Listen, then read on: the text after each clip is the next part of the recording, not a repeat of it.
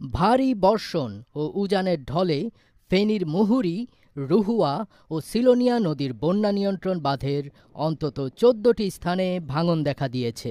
এতে ফুলগাজী ও পরশুরাম উপজেলার অন্তত ৩০টি গ্রাম প্লাবিত হয়েছে। ফলে পানিবন্দী হয়ে পড়েছেন হাজারো মানুষ। এতে জনজীবনে নেমে এসেছে চরম দুর্ভোগ।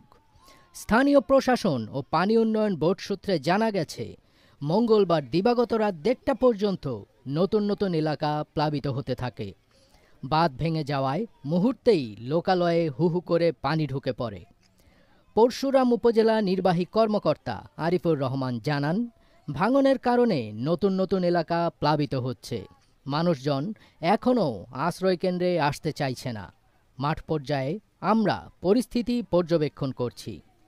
ফুলগাজী উপজেলা নির্বাহী কর্মকর্তা ফাহরিয়া ইসলাম বলেন, ৩টি নদীর ৪টি পয়েন্টে বাঁধ ভেঙেছে।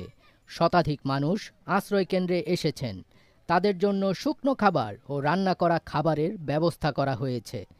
আজ বুধবার উপজেলার মাধ্যমিক শিক্ষা প্রতিষ্ঠান সমূহের অর্ধবার্ষিক পরীক্ষা স্থগিত করা হয়েছে।